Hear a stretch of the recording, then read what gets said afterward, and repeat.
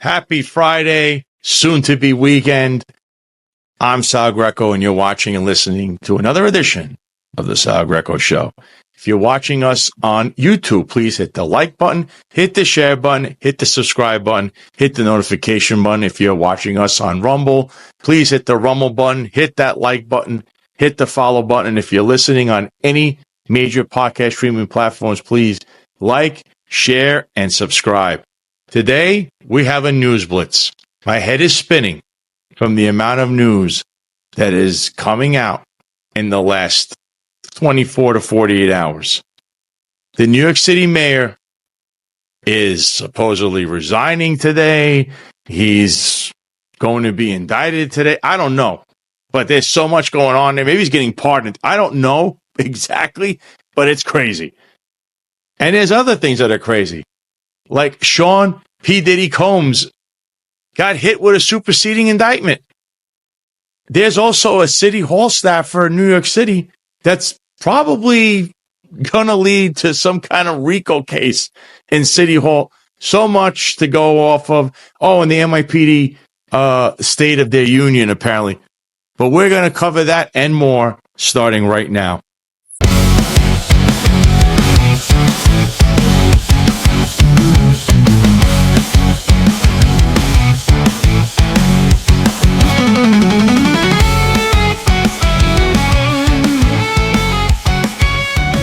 New York City Council probing Adam Staffer's involvement in ex-employer's development deal with City.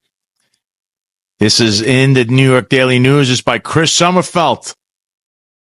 The New York City Council is launching a probe into revelations that a private real estate firm scored a deal to redevelop the city government's public health lab just months after one of the company's executives joined Mayor Adams' administration, the Daily News has learned. In a letter sent Monday to Adams' office, Gail Brewer and Amanda Farias, the chairwomen of the council's Oversight and Economic Development Committees respectively, demanded reams of records related to the administration official, Nate Bliss, and his involvement in the decision to let Taconic Partners overhaul the historic Manhattan Public Health Lab. The News obtained a copy of the letter. Taconic, along with a development partner, got picked by Adams' administration in April 2022 to turn the lab on First Avenue in Kips Bay into a 500,000 square feet state-of-the-art life sciences hub dubbed Innovation East. The deal, which has yet to be approved by the City Council, is expected to be worth tens of millions of dollars and was awarded by the City Economic Development Corporation, an entity Bliss helps oversee in his role as Chief of Staff to First Deputy Mayor Maria Torres Springer. The Taconic deal was announced after Bliss had just 3 months earlier left his job as Taconic's vice president to join City Hall in late January 2022.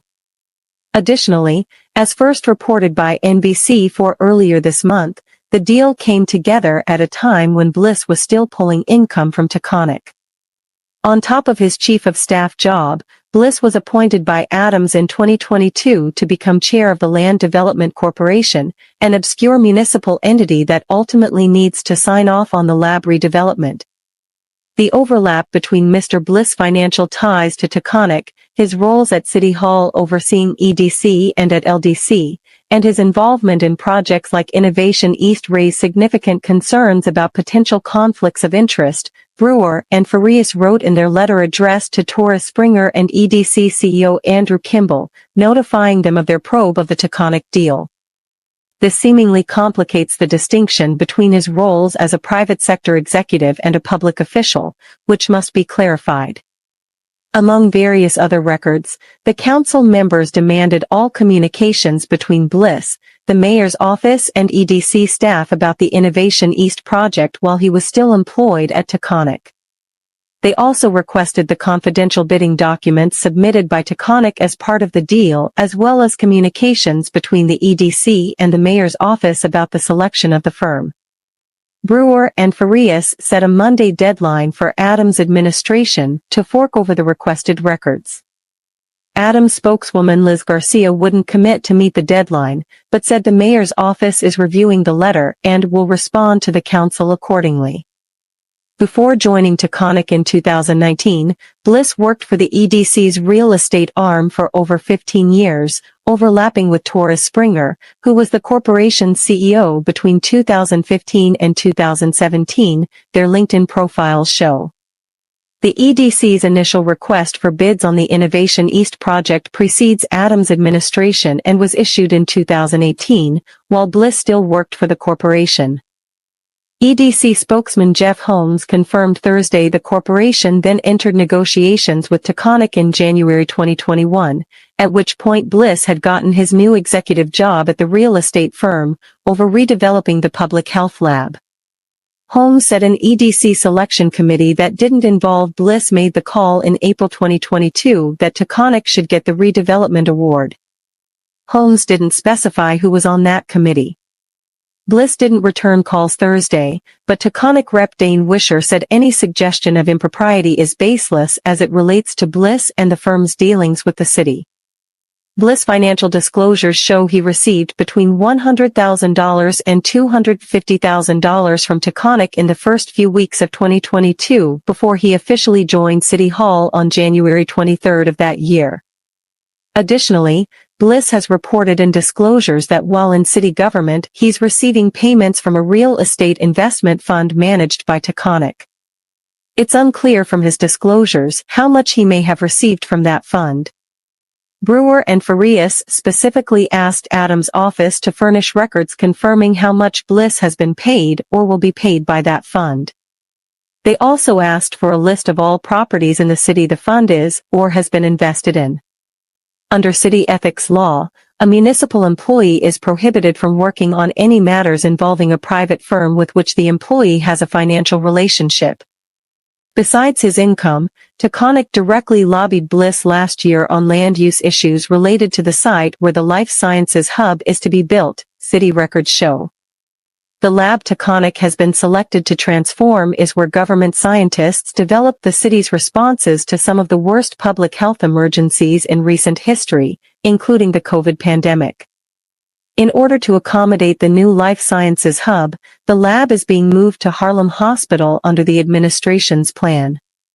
The Taconic deal concerns come at a time of heightened scrutiny around city government ethics as Adams remains under a federal corruption indictment to which he has pleaded not guilty.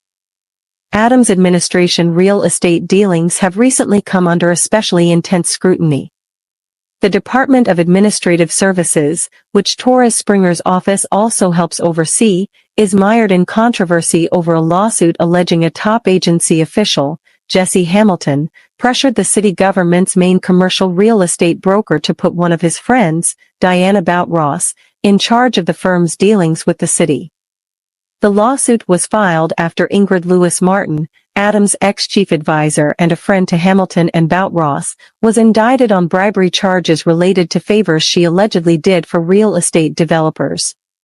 She has pleaded not guilty, and Hamilton and Bout-Ross aren't facing charges.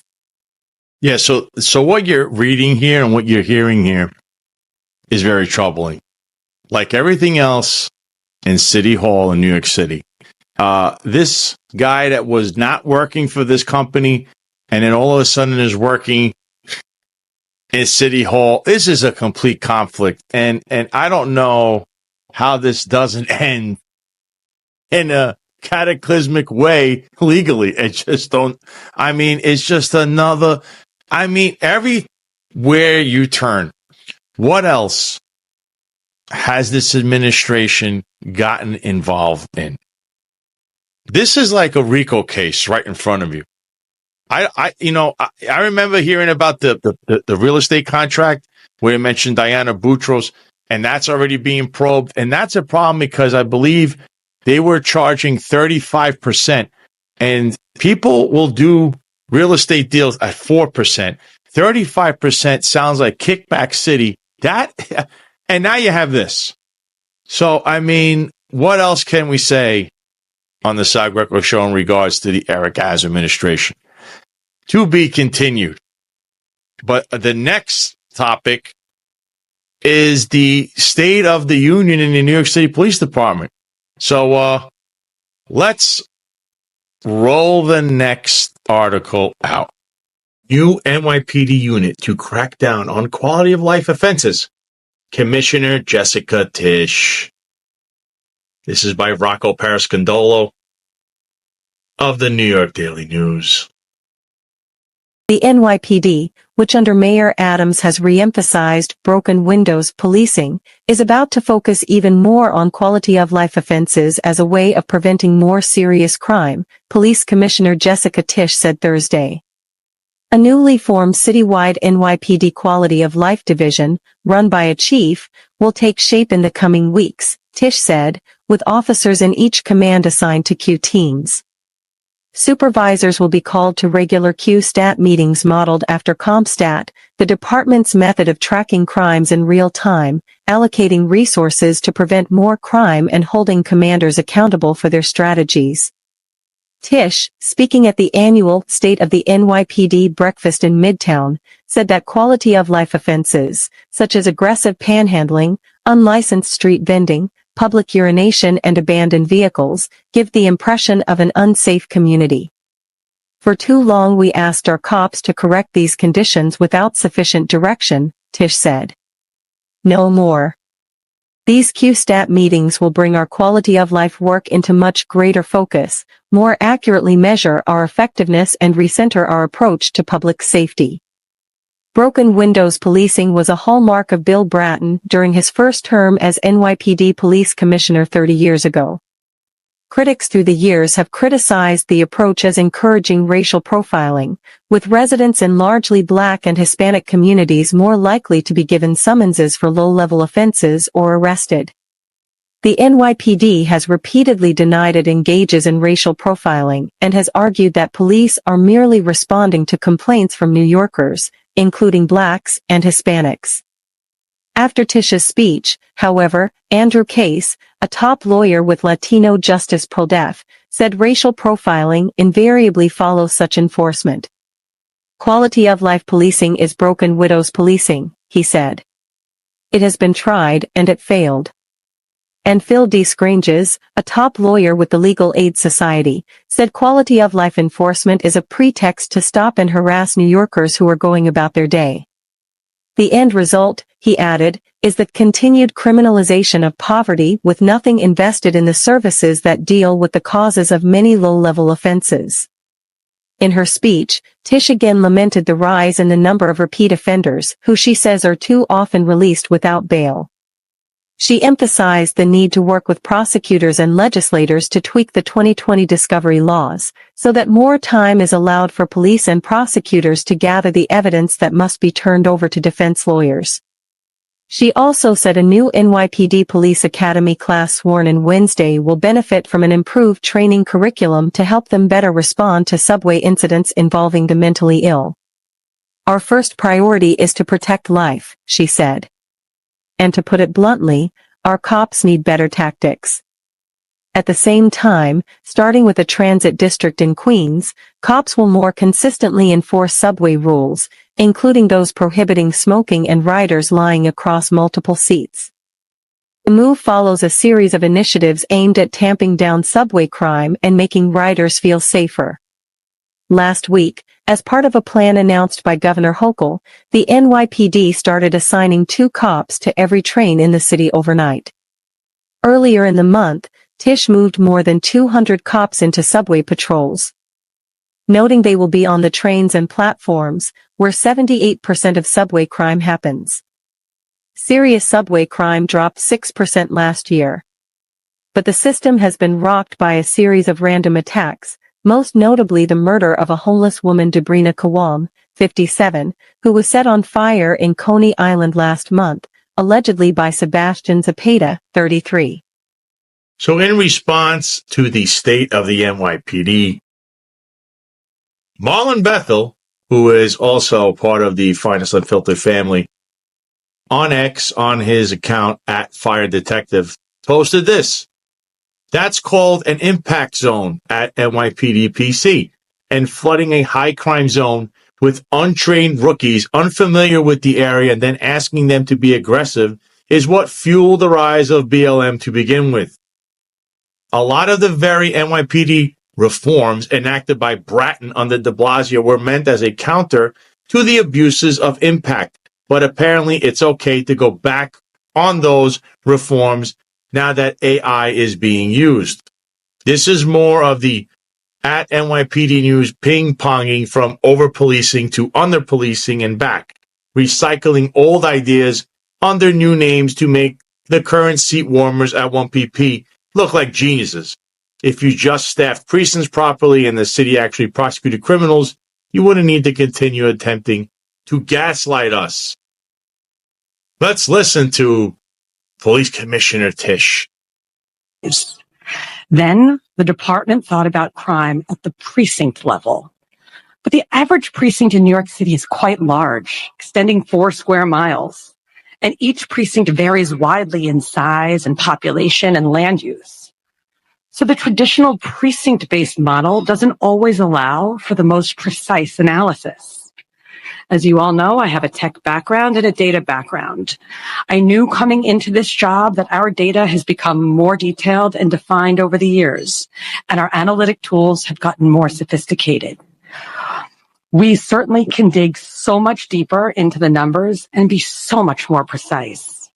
So now we're focusing on much smaller geographical areas than precincts.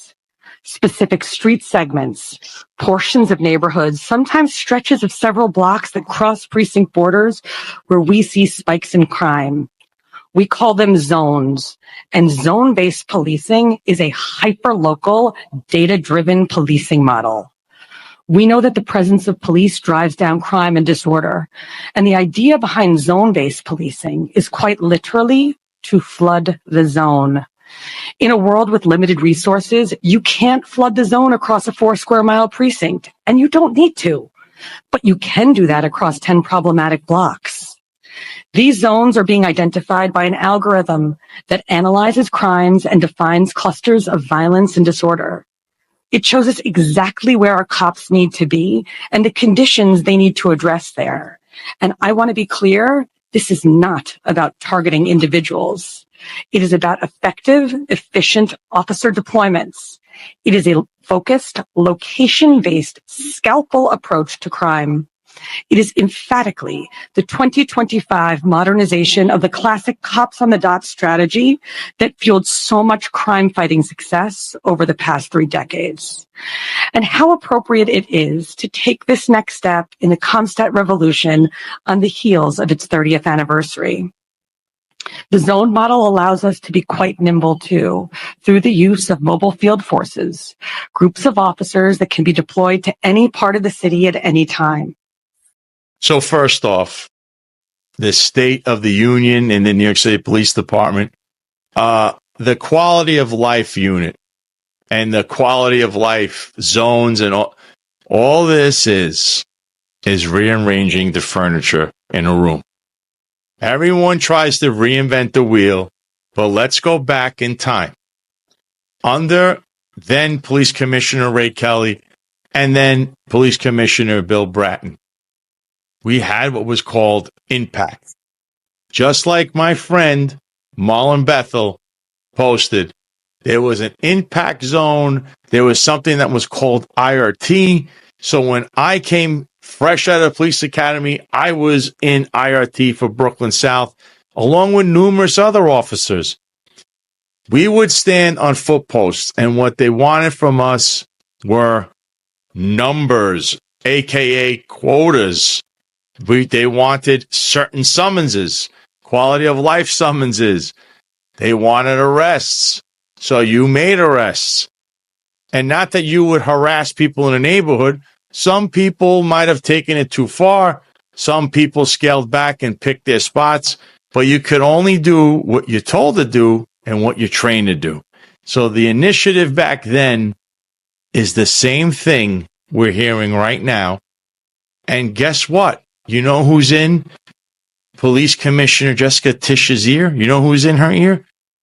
Former Police Commissioner Bill Bratton, former Police Commissioner Ray Kelly, and Ray Kelly's cronies, like this guy Burke, this former Chief Burke.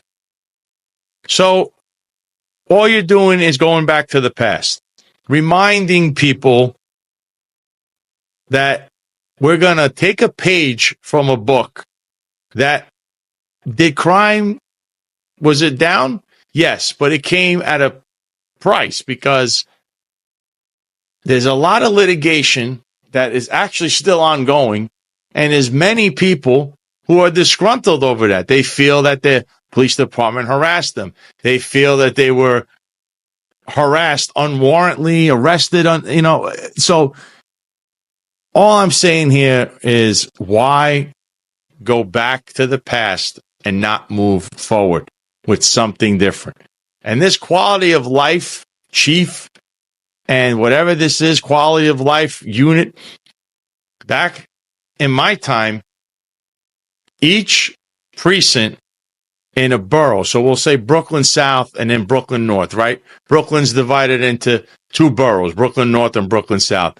So the 6-0, the 6-1, the 6-2, the 6-6, the 6-7, the 6-8, 7-0, 7-1, all these precincts, they would go to what they called a borough meeting. And the borough meeting would happen every 28-day period.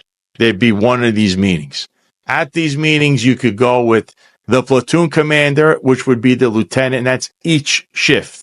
There's 3 tours, day tour, 4 to 12s, and a midnight shift.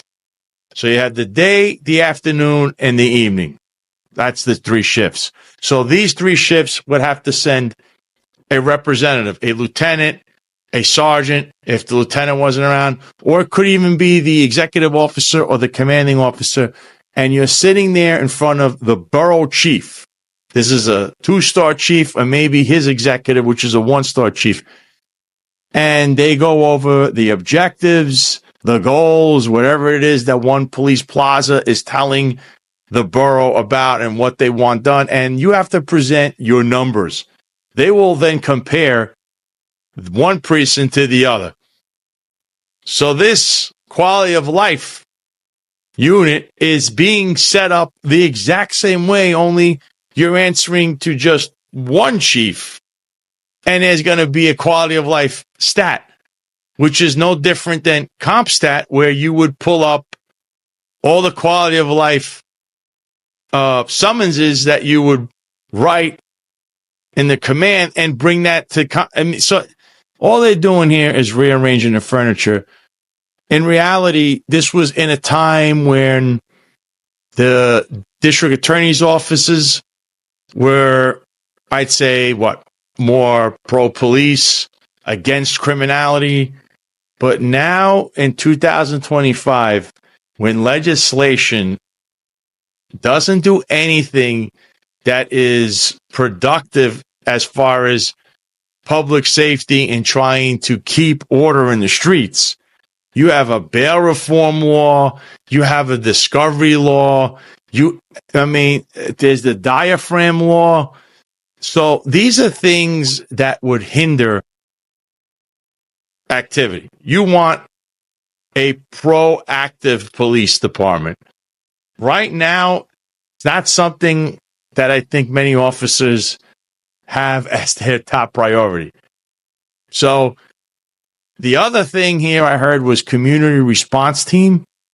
This was a unit that was, as I unveiled on my X and on previous episode of Sal Greco Show, was done and designed for John Schell to become the chief of patrol and give him some function, because he could never be promoted because, as you know, he was involved in a shooting in 2007 where he says he was cleared. There was a civil trial for that shooting where the city had to pay $2.5 million. He went on to get promoted and all the glory. He's all over the internet. But where are the grand jury minutes from the ADA that was assigned that case, Charles Gurria? They're nowhere to be found. So John Schell, actually, in the New York City Police Department, New York City, has an issue. And yes, the video of that shooting is also incomplete now. A lot of questions there. But the unit CRT, Community Response Team, was designed to give John Schell a function so that he could get to chief of patrol and now chief of department. That's actually something I already said. What is now going to be their function? Because I also said that they would be disbanded. They'll be reformed into something else. Because now there's going to be a quality of life team. So the whole thing is being shifted. They're trying to move away from the John Shell era and the way of his crazy ideas out there that was probably cost a lot of money in litigation, and a lot of police officers probably have CCRBs and are named in numerous lawsuits thanks to the wonderful leadership of one John Shell and the Deputy Commissioner of Operations, Kaz Daughtry. To be continued, but on to the next topic. NYPD car chases dropped by 66%. First weeks of policy shift. NYPD Commissioner Jessica Tisch said new restrictions on when officers can pursue vehicles that flee from police stops are already producing safer streets. This is by Yoav Gonen of thecity.nyc. NYPD vehicle pursuits have dropped by 2/3 in the 2 weeks since Commissioner Jessica Tisch announced a policy to restrict their use, she said yesterday. The revised policy, announced January 15th, but not set to be fully implemented until Saturday, limits pursuits to cases of suspected felonies or violent misdemeanors. Traffic violations are no longer grounds for officers to pursue fleeing vehicles. The reversal following reporting by the city that found vehicle pursuits were connected to more than a crash per day in 2024, and that deaths and injuries had mounted since a more aggressive policy of chasing vehicles was instituted in late 2022. The advanced tools of modern-day policing make it possible to apprehend criminals more safely and effectively than ever before, Tisch said at her State of the NYPD speech in Midtown Manhattan Thursday in justifying the policy change.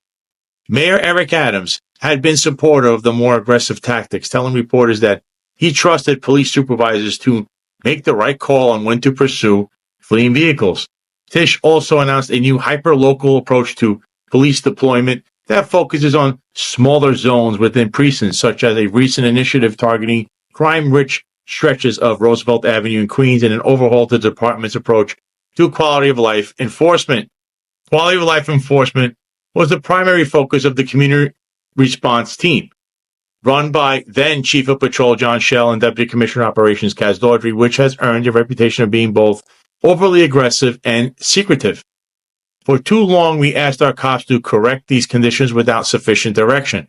No more, said Tisch, who didn't mention the community response team by name and who in December promoted Chief Shell to Chief of Department. Shell had been the main driver behind the NYPD's aggressive approach to vehicle pursuits. Tisch said in the coming months, she'll establish a quality of life division headed by a new chief with officers and precincts assigned to so-called Q teams that respond specifically to quality of life complaints from the public. She also vowed to restore the department's headcount to 35,000 uniformed officers. The police department's press office didn't respond when asked whether the quality of life enforcement overhaul directly impacts the community response team. The new commissioner, Adams' fourth in 3 years, was appointed in November, 2 months after the resignation of NYPD Commissioner Edward Caban, and the days after the FBI seized his cell phone as part of an investigation.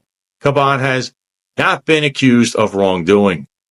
So what's good here is that this policy that's not even implemented yet, when it comes to the car pursuits, they're down right now, I think 66%, like the article said. The problem here is it's still written in a way where this could be all arbitrary, because what happens here is these are judgment calls by supervisors.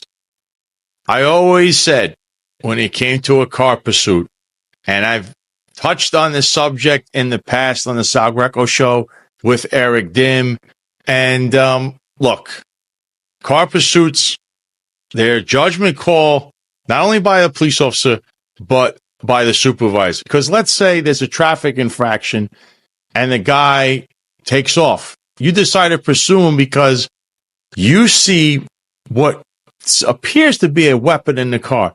All of a sudden you go from a traffic infraction to a felony car stop, right?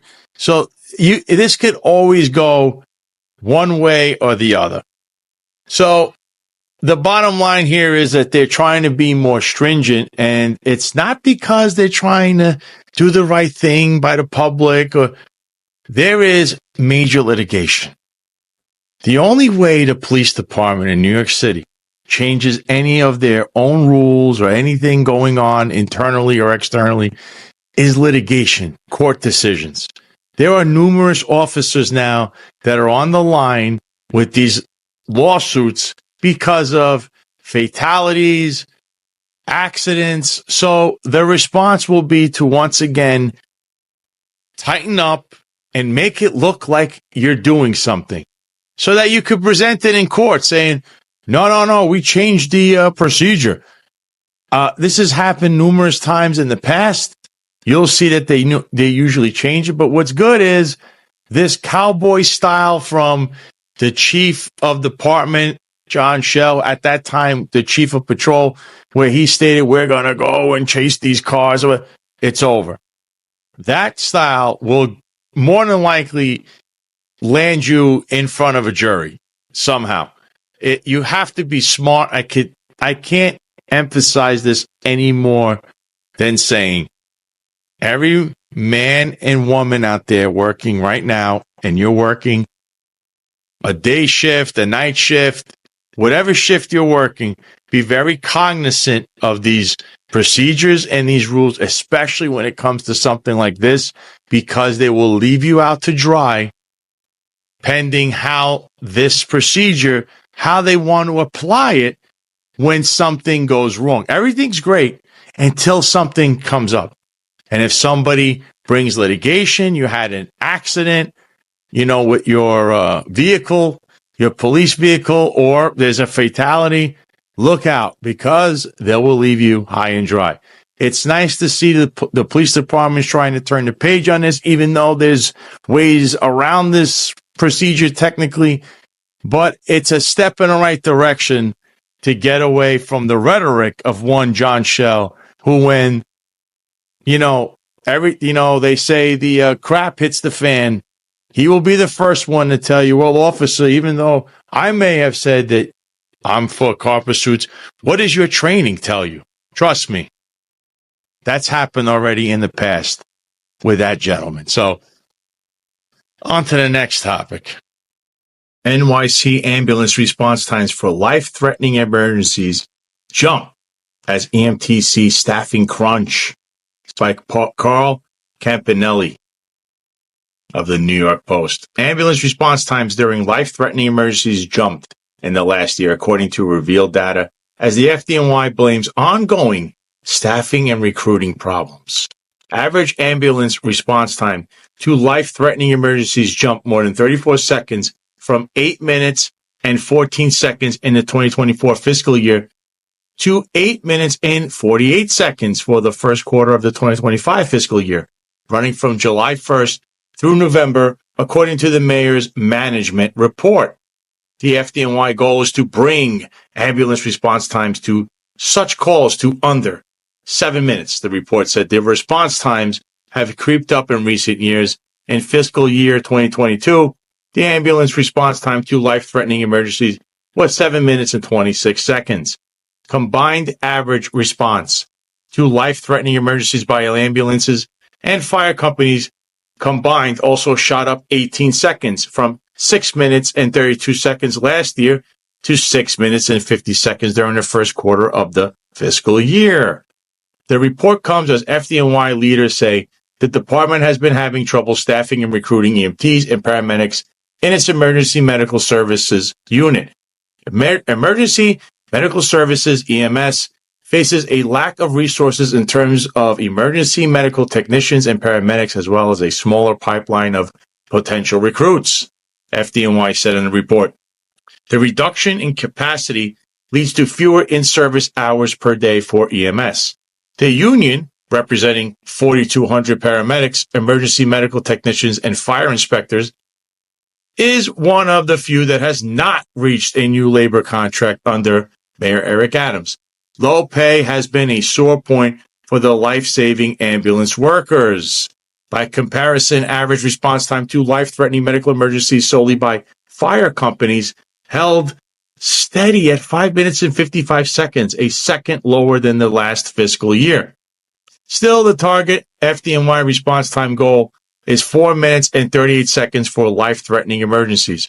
Former FDNY Commissioner Tom Von Essen blasted the increased ambulance response times and blamed former Mayor Bill de Blasio and current Mayor Eric Adams for not addressing the subpar pay for paramedics and EMTs, as well poor agency management.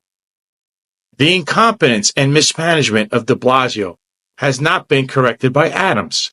We merged EMS into fire over 25 years ago, and hard to believe, but not complete yet, Von Essen, the fire commissioner, during the September 11, 2001 attacks told the Post.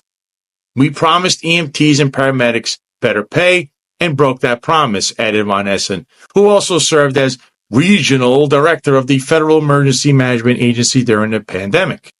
What they did during COVID was nothing short of remarkable. Current response time problem is exacerbated by shortage of new recruits, salary a problem, and need more ambulances and general poor management at FDNY. So the EMS union has a contract that's still lingering. They also have issues that they're understaffed.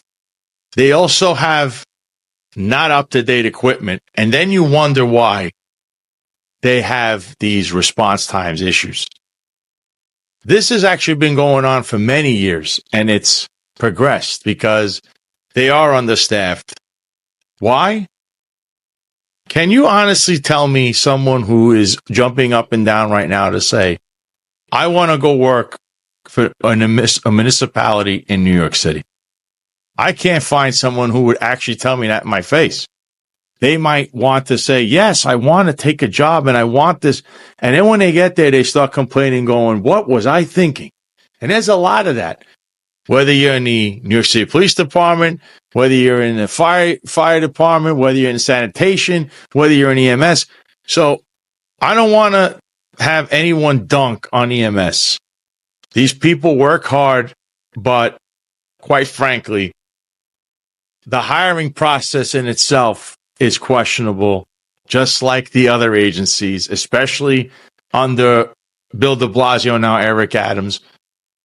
They don't have up-to-date equipment. Take a good look when you see EMS come with the ambulance. You're going to see that the equipment that should be in there, some of it is old. I don't know what EMS and what the FDNY does with the money that's allocated to EMS. So the budget, there might be an issue there. And then when you go to work, much like in the NYPD, where is everyone? They don't have a full staff. The numbers are way down compared to where they were years ago. So this just shows you a failure by the leadership once again, and that's in City Hall, New York City Mayor Eric Adams, City Council, who just parties all the time with everyone and could care less about what's going on. This is a public safety issue. Mayor Adams should give these people a contract, and in that contract, figure out what it's going to take to have up-to-date equipment, more ambulances, and how do I hire the right people and actually recruit people to want this job? Because recruiting, it sucks in New York City. Okay? That's just a fact. And now I want to move on to a subject that I think has captivated everyone in America, and that's Sean P. Diddy Combs and his fall from grace, and now another superseding indictment. The downfall of 55-year-old Diddy, a.k.a. Sean John Combs, Puff Daddy, Puffy, P. Diddy, is a classic Shakespearean tragedy, showbiz style. It began to go very wrong last March when the feds raided his homes in L.A. and Miami. In May, horrifying footage of Diddy brutally attacking his then-girlfriend, Cassie Ventura, in a hotel hallway in 2016 was leaked and went viral. He quickly apologized, settled with Ventura, but his problems were just starting. The world-famous Sean Diddy Combs is expected to be arraigned on federal charges this morning. Diddy is being charged with racketeering and sex trafficking. Now the three-time Grammy-winning rapper, record producer, record executive, and fashion designer, once the toast of New York and LA, not to mention the Hamptons and Saint-Tropez, is cooling his heels at the notorious Metropolitan Detention Center in Brooklyn. He's been there since his September arrest on racketeering, conspiracy, and sex trafficking charges. Now he's given up on getting out on bail and will be in jail until his trial in May 2025. Even Jay-Z's gotten dragged into the mess. He was recently accused of raping a minor along with Diddy at an MTV VMAs after party in 2000. Now, Jay-Z hasn't been charged with anything and is fighting back very aggressively. Diddy, too, insists he's not guilty of all the charges against him. He also says he's innocent of all the claims against him in dozens of civil lawsuits filed in recent months by both women and men. Now, they claim in many cases that he drugged, groped, and raped them. Diddy's accused of orchestrating creepy sex parties known as freak-offs in the early 2000s. These ragers were said to be elaborate, high-profile affairs, which the feds say were really day-long sex orgies. But the freak-offs, the white parties, they're all a thing of the past now. Instead of waking up in one of his luxurious mansions, Diddy wakes up to cinder block walls. The jail has housed everyone from R. Kelly to Sam Bankman-Fried. President Trump's former fixer, Michael Cohen, spent time there as well and called it, quote, disgusting with, quote, horrifying conditions. Either way, it's a long way from Diddy's life as a rap icon, but there are those who believe that how it begins is often how it ends. I was a cub reporter on the night shift 33 years ago this month when we heard there'd been a riot at a City College of New York charity basketball game organized by a then unknown Puffy that ended in a deadly stampede. 9 people died. The tragedy might have stopped some careers in their tracks, but not Diddy's. Despite decades of scandals, which included a nightclub shooting in 1999 involving Diddy, his then girlfriend Jennifer Lopez, and rapper Jamal Shine Barrow, Diddy kept growing in wealth, power, and influence. Diddy's father, Melvin Earl Combs, was a small-time drug dealer shot dead in his car when Diddy was just 3 years old. Diddy has so far avoided that fate, but his professional life has taken what seems to be a fatal hit. At least his kids, he's got 7 by several different women, are sticking by him, along with his mother, Janice Combs. He's got some of the best lawyers money can buy, but it may not be enough to save him this time. Sean Diddy Combs hit with new indictment expanding span of alarming sexual allegations to 20 years. This is by Ben Kochman and Alex Oliveri of the New York Post. Sean Diddy Combs once strangled a victim over an apartment balcony, prosecutors alleging a new indictment that added 2 more victims and an earlier start date to the disgraced star's alleged reign of sexual terror. Combs, 55, sexually abused his victims for at least 2 decades, from 2004 to 2024. Federal prosecutors said in a superseding indictment filed Thursday. Previously, the earliest allegations dated to 2008. The new indictment adds new accusations against the music mogul and expands the timeline of the alleged abuse, but does not include any new charges. The 2 new anonymous victims were allegedly subjected to prearranged sexual encounters that often lasted multiple days, were sometimes recorded and regularly involved sex workers. Combs abused, threatened, and coerced women and others around him to fulfill his sexual desires, the indictment read, accusing him of using such tactics to force 3 unnamed women to engage in commercial sex acts. Combs would keep the women obedient and compliant by feeding them narcotics, according to the superseding indictment. Those acts were similar to the drug-fueled sex marathons Combs dubbed freak-offs, but also included one-on-one assaults from him, the indictment read. Like the freak-offs, these commercial sex acts involving Combs and a female victim were prearranged, sometimes lasted multiple days, were sometimes electronically recorded by Combs, and often involved Combs distributing a variety of controlled substances to the victim, in part to keep the victim obedient and compliant, the indictment read. The hip-hop producer was also newly accused of tracking the victim's whereabouts, dictating the victim's appearance, monitoring their medical records, controlling their housing, and supplying them with controlled substances. The latest indictment comes days after the first episodes of the explosive documentary The Fall of Diddy were released Monday, which included an account from a former personal assistant who said Combs forced him to have sex with a woman to prove his loyalty. I remember hearing the words, "Prove your loyalty to me, your king," said Philip Pines, who worked for Diddy from 2019 to 2021, adding that the hip-hop mogul was out of his mind before a freak-off. He grabbed me by the shoulders, gave me a massage like a coach would give a player that's about to enter the game, handed me a condom, pushed me to a girl that was on the couch. Pine submitted and had sex with the woman, explaining that he was afraid to refuse because he'd allegedly seen Combs assault employees who defied him. My life changed, and I've never really recovered from it, Pine said, breaking down in tears. Diddy was arrested in September on sex trafficking and racketeering charges, and a month later, lawyers announced plans to release lawsuits from at least 120 victims of Combs' alleged sexual predation. The alleged victims have ranged from women to young boys. Combs remains behind bars at the Metropolitan Detention Center in Brooklyn after pleading not guilty and being denied bail, while his lawyers have vehemently denied the allegations against him. The latest indictment contains no new offenses. The prosecution's theory remains flawed. The government has added the ridiculous theory that two of Mr. Combs' former girlfriends were not girlfriends at all, but were prostitutes. Mr. Combs is as committed as ever to fighting these charges and winning at his trial, his attorney Mark Agnifilio said in a statement.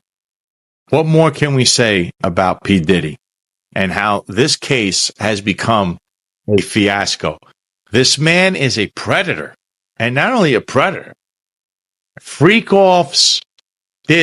I've lost count of how many victims are here. And for anyone who wants to throw some shade on this and say, what happened to believe all women? This guy is a predator, and he's a predator of like the worst kind. And this case is getting crazier because there's more victims now in this case alone. So it doesn't add to the whole Rico case they're trying to pull on this guy, but there's more victims. And they're expanding the time frame. I mean, this guy is a real sicko. And you wonder, did the NYPD Chief of Department, Jeffrey Madry, follow this guy's playbook?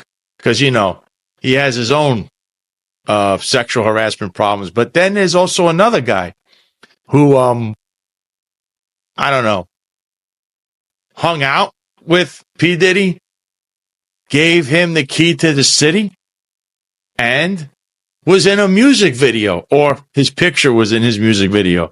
And he speaks very like, I'm sorry that P. Diddy's even in prison. That's the New York City Mayor, Eric Adams.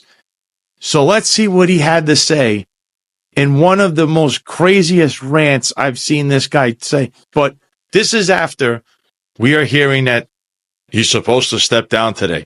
He's supposed to get a superseding indictment today. There's going to be state charges on Mayor Eric Adams. There's so much chaos around this guy, I can't even keep track. So let me just play you what he said at this dinner he showed up to after 4 days of no one knowing where he was because he was out of the public spotlight and wasn't speaking to anyone publicly. Who started the stupid rumor that I was stepping down on Friday? Are you out of your mind? And you know what's fascinating? You have to be of a great level of wisdom to understand what is playing out on the stage of politics in New York City. You got to focus on this, folks. How do you print a rumor that I'm resigning on Friday, but don't print the facts that we had more jobs in the city's history on that same day? Not one tabloid covered it. Not one tabloid covered it. But let me give you something else that's really fascinating, that is very, very painful. It has to hurt for you, Deputy Mayor Williams-Isom. What you did for 220,000 migrants and asylum seekers in this city, to hear people say we are anti-immigrant, are you out of your mind? Are you out of your mind? While those who are criticizing us were home in their pajamas, we were out in the street doing the work for the people of this city and making this a safe haven for people in the street. Are you out of your mind? Are you out of your mind? Are you out of your mind? Walking around with your silly signs. Stop doing the signs and give the sign that you believe in God and go join the work that these people have done in this city. That's the sign we need to see. You know, I'm blown away. Blown away when people want to stop and yell and boo me and call me names. Are you kidding me? You better get online. Been criticized all my life. Let me tell you why people are angry. Because finally one of you is in charge of the city. Finally. This is why they're angry. Nothing special about me. There's nothing great about me. I'm an ordinary, dyslexic, hardworking, blue-collar mayor, and those who have been in power for years that denied you have to deal with the fact we are now in charge. Are you out of your mind? Look, this guy is playing up to, once again, the church-going crowd. You can tell it's a big African-American audience. Just like when there was a whole Irish crowd, he's talking about New York City being the Ireland of New York City. The guy always plays to his audience. So he's being a politician there. But at the very end of this, when he says, you know, they're upset because we are in charge, he's trying to say that the big, bad white man, Caucasians, anyone who's not African American is picking on him because of his skin color. And that's very disgusting. I don't know how this guy got elected. He's been playing this card for a long time. Curtis Lewa says it best. His complexion is his protection. That's what he's trying to hide behind, because it's the last thing he could say, because here's the truth. This man is highly corrupt. He is a highly corrupted individual. He's conflicted, yes, but he loves corruption and he surrounds himself with it also. There is no other way to describe this, because there are so many investigations going on. I've lost track. And if today he's going to get pardoned, well, let me show you a few posts that might change that tune real quick. So this comes from Latina Brown, and she's a community advocate in the Bronx. She, too, had a lawsuit against the New York City Police Department for sexual harassment. Seems to be something that the NYPD just can't get away from. And she posted this on X. A source revealed to me that Trump is allegedly looking to dismiss the Turkey charges against Mayor Adams without giving him a pardon, excluding the other indictments. A new set of indictments involving City Hall will be coming out. Alvin Bragg has some fresh indictments rolling out too. Mayor Adams should save himself and step down. Now, this was a post that I posted. And this is a letter from my attorney, Eric Sanders, to the court in regards to my case. And I'll read this letter to you before I read my actual post on X. Dear Magistrate Ashkenazi, I respectfully submit this letter to provide the court with an explanation regarding my temporary delay in advancing the progress of this matter.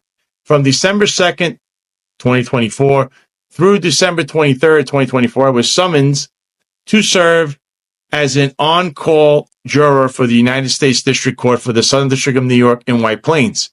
During this period, I was required to remain on call and available until officially released from jury duty. On December 20th, 2024, while fulfilling my jury obligation, I was retained by former NYPD Lieutenant Quatisha Epps to represent her in a serious quid pro quo sexual harassment matter that allegedly occurred inside NYPD headquarters at One Police Plaza against then NYPD Chief of Department Jeffrey B. Maddrey. The notice of this pending legal filing later prompted Chief Maddrey's immediate resignation. Following my release from jury duty, I focused exclusively on representing Miss Epps, which required my full attention for several days each week, often exceeding 8 hours daily. On December 21st, 2024, I electronically filed a charge of discrimination with the United States Equal Employment Opportunity Commission, EEOC, on her behalf. The filing led to the intervention of the United States Attorney's Office for the Southern District, USAO, which commenced a criminal investigation into Miss Epps' allegations against Chief Maddrey. This investigation quickly expanded into a broader probe into public corruption within the executive management structure of the Police Department of the City of New York, NYPD, and the Office of the Mayor. In addition to assisting Miss Epps with this investigation, I also worked to guide her through the vested interest retirement process of the New York City Police Pension Fund, which resulted in her successful retirement on January 14, 2025. Given the time-sensitive and complex nature of these matters, I was fully immersed in handling Miss Epps' case and unable to access my computer or check emails regularly during this period. Now that this urgent and sensitive matter have slowed, I am returning my full attention to the case before this court. I deeply regret any inconvenience caused by this delay and sincerely apologize to both the court and opposing counsel. Please be assured that my temporary absence from this matter was not due to neglect, but rather the result of my obligation to address these significant legal and procedural matters diligently. Once again, I sincerely apologize to the court and opposing counsel. I have now resumed my full schedule. I will meet and confer with opposing counsel and apprise the court of the deposition schedule, which is the remaining part of the discovery process to be completed. Thank you for your understanding and patience. Here's my post. In a letter filed by my attorney Eric Sanders to the court in regards to my case, he mentions the quiet part out loud.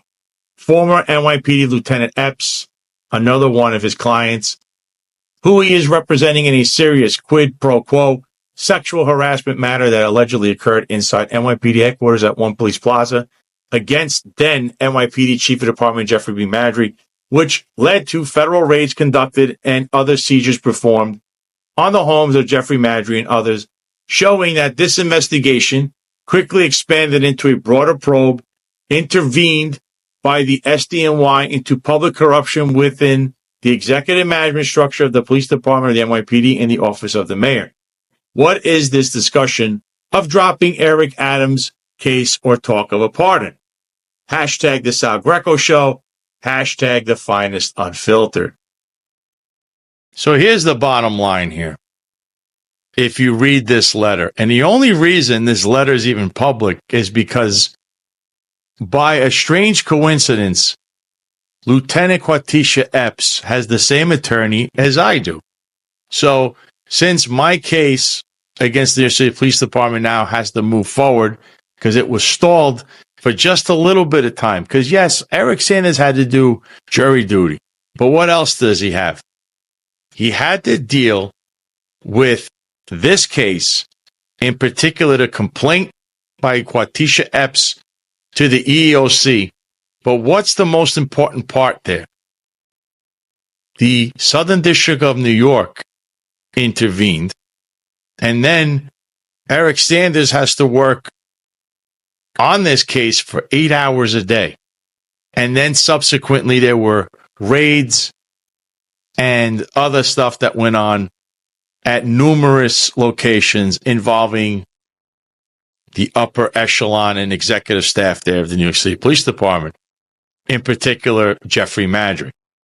And of course, it's also written in there that this is going to involve the executive level of the New York City Police Department and the mayor's office.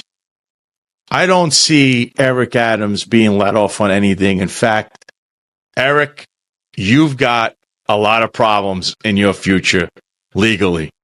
And if you read Latinas Brown's post, maybe it really is time for you to think about, Eric, if you are going to step down. Because this could be quite the scene if you were let out in handcuffs somewhere in the not-so-distant future. And with that, I'm going to bid adieu and farewell. I hope everyone out there has a very, very fun-filled weekend. Please drive carefully, be responsible, and I'll see you on the next one.